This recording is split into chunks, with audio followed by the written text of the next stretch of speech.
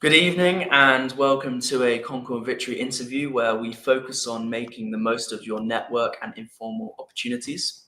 We're delighted to be joined by Elizabeth Woodforde, Director at Michael Page, one of the UK's leading recruitment firms. With up to 70% of jobs never publicly advertised, networking has never been more important for students and graduates. Elizabeth, thank you for joining us. To begin, could we start by defining what we really mean by informal networking? Yeah, sure. Hello, and good evening. For me, informal networking is about no pressure relationship building. It very much starts with your friendships, building connections through friends of friends of friends of friends. So it can be at family get-togethers. It can just be at general social events where you get to meet a whole range of different people. It could be an online social network that you're part of, different communities that you belong to, the sport you play. You'd be amazed at how many opportunities there are just to informally network, and it's all about the no pressure element, and really kind of building different relationships with all sorts of different types of people, so that maybe in the future you can spot where that more relaxed environment and connection might be able to change into something that could become a bit more professional, but you've had that conversation starter in an informal, relaxed setting. Wow, thank you. So we found that only 17% of students managed to do work experience during 2020, which means that many lower six students haven't had exposure to the working world. For those of us in year 12 with limited experience, what's a good way to start networking early? I think the first thing is to be targeted. I think in lower sixth, to be fair, I think probably in upper sixth, and even when you get, have to start thinking about what degree you're going to choose, it's really, really hard to know exactly what you want to do unless you're lucky enough to think, I know I want to be a lawyer, or I know I want to go into medicine, or something that has a profession associated with it. You're lucky if you're in that situation. So I think when you're thinking about how you start that networking, it's what are your interests, what are your passions, and then be really targeted in the research that you do in exploring, well, what types of jobs, do exist in those industries that are of interest, whether it's music, whether it's the arts, just pick your passions to start with, because then you will naturally feel more authentic as you start to think about, well, where could I go? Where could I have a career in this space? The great thing is, Google is your friend, AI is your friend, and LinkedIn can be your friend in a very safe way of doing your research. Most companies have a website, so get on their website. Quite a lot of them have career pages, so it'll tell you all about the different types of jobs that are in those organizations. And there is also a way often to just submit that you're interested in the organization. They have people that will look through general submissions. Again, it's pressure off. It doesn't have to be about a job. LinkedIn is a great place to look and will also provide insight. I think when you're thinking about early days, is often don't necessarily always start with the really big companies or with the really big brand names. Look for associated companies or even startup, or even think local, to where you live, and look at the organizations around, where you have grown up, because you'd be amazed at how many little ways and little connections, and there's always less competition than for larger organizations. And if you're making approaches, your interest will come across as much more genuine, because you are genuinely interested in that organization. Thank you. And with LinkedIn, you mentioned how they can connect with companies. How would someone go about getting their name out there for these companies, like getting in contact with people high up, so you've got the CEOs, the managers, you've got people across the whole company, how would people connect with them and make conversation? I think this is probably something I'm going to allude to a bit later. I think at this stage, there's two schools of thought. You can out and out be bold, absolutely. You know, what you've got to remember and be bold with CEOs or C-suite, so anyone in the C-suite. But if you know that you're potentially interested in a career in finance, or you're interested in a career in HR, or you're interested in supply chain and logistics, definitely go for connecting with the most senior person in that organisation and expressing interest. But I think I'd also be careful, because if you're going for a large organisation, as I've mentioned, they will have what are called the talent team or the recruitment team.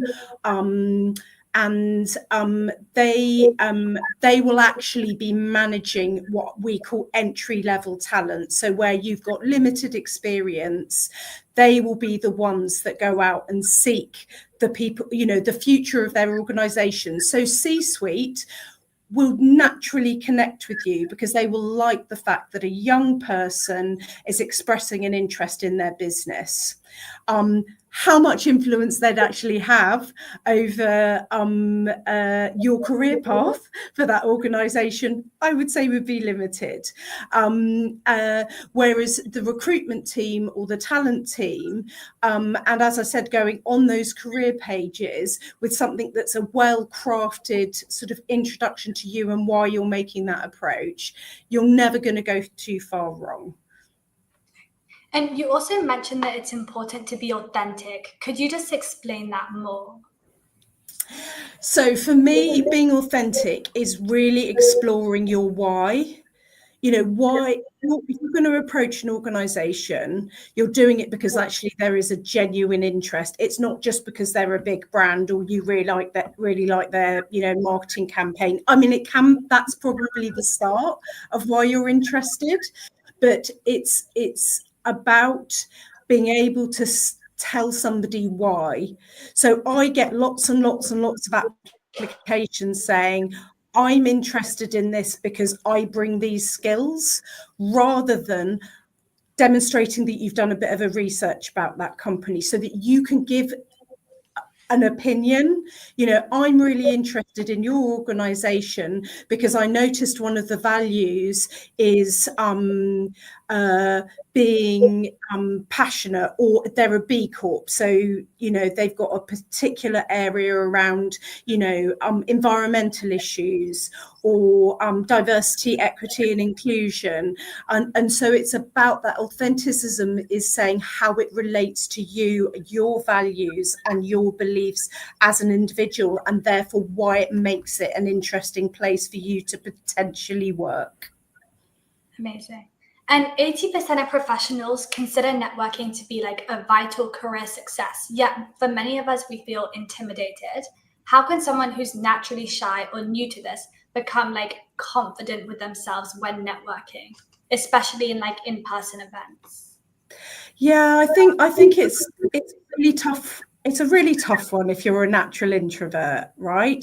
But I think the key there that you've just said is in-person events. The people who are going to those events that might be of interest for you to network with are there to be helpful. They're not there under duress. They're there because they've chosen to go to that networking event, and they know that a whole range of their future employees potentially going to be attending that event. So if your first approach is, okay, that they actually want to help me. The second approach is typically for in-person events, there will be a guest list that you potentially would have access to.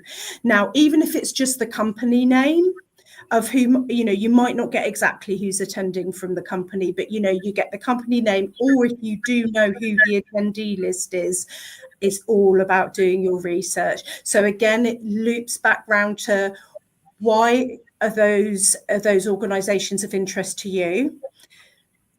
if you know the people that are going to be attending the event, have a look at them on LinkedIn, have a look at their career path, have a look at all the things that they might be posting, that you can sort of show a bit of research if you get in front of that person at that networking event, in terms of, and have some questions prepared.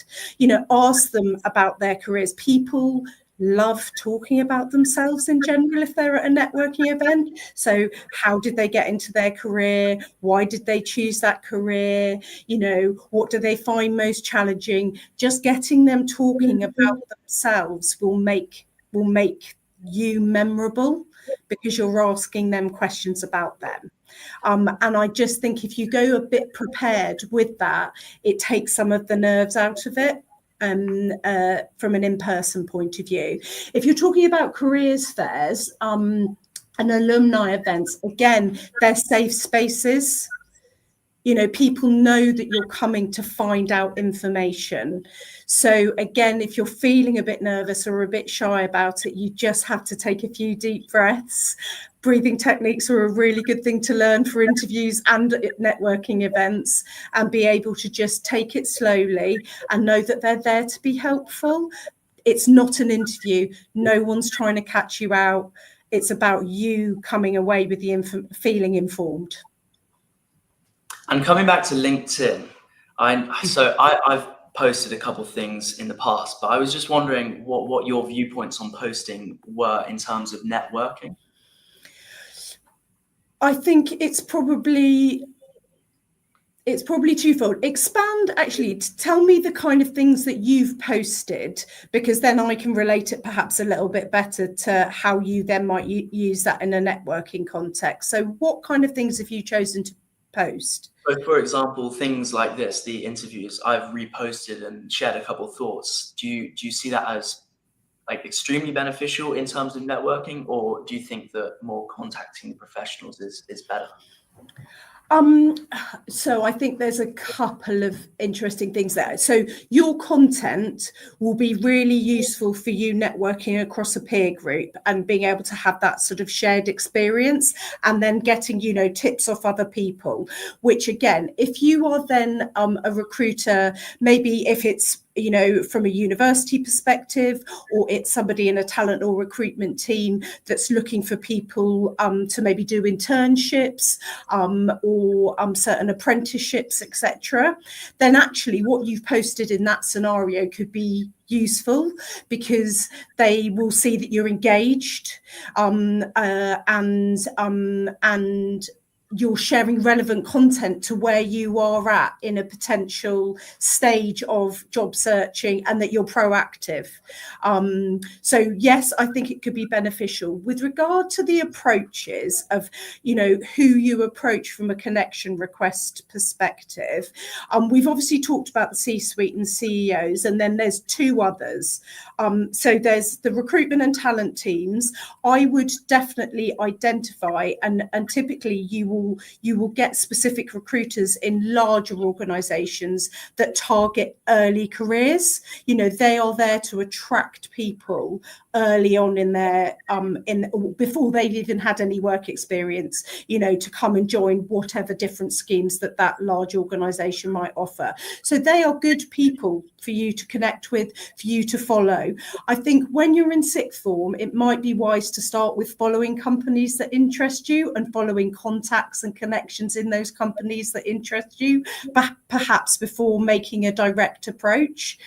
Then you've got the line managers themselves. So, you know, I think as well, rather than always just going straight for the top, which, you know, is one sort of starting point, but also look for different managers of the different job families that you might be interested in. So HR, marketing, comms, digital, IT, you know, and look for people with a manager title, because they are probably more likely to be the person that actually hires you and maybe interviews you. And then you've got 300 words to put in a connection request, and always add a note. it can be brief, but it can be, I'm connecting with you because I'm interested in a career in, and again, make it very specific to them, but make it very specific to that you've done your little bit of research, or you spotted a post from them, something that, personalizes that connection request a little bit more. And then by all means, fire it off. But again, I'd probably be quite targeted in your approach. And shifting the focus to like employee referrals, if you don't know anyone inside a company, what are some like practical ways that us as students can still benefit from referrals or like insider insight? Yeah, it's a really tricky one because you either kind of know somebody or have a connection some way, or you don't. But again, I refer back to the careers pages of those organisations. So if you've seen a job advertised on LinkedIn, go straight to the organisation's careers pages. You will notice video content coming up more and more with larger organisations as to what's called their employee value proposition, which is, why do you want to work in our organisation? And they will have interviews with the names of people and what job they do in that organisation, which is really, really useful that you can use. So let's say you saw an HR assistant role advertised and they're looking for somebody, who's at an entry level. And a lot of the time you don't necessarily have to have the degree. It can just be that you've gone and got some work and life experience elsewhere, and you've got somebody in HR who's on that video. Now, that's not to say that you don't apply through the correct channel, through their LinkedIn process or on their careers page. But I would always advise, if they've got an HR manager in one of their videos, go and connect with that person and let them know that you've applied for that job. So they may not respond to you directly. They'll accept your connection request, but that's a little hint that perhaps they've then gone and said, this person's been proactive with me. I'm going to go to, they might not be directly responsible for that recruitment, but they may then go to that person who is and say, have a little look. Have we got an application from this person? I quite like the fact that they were proactive. So that's a sort of slightly different way of finding out how you can get an insider referral when you don't necessarily know anyone in the organisation.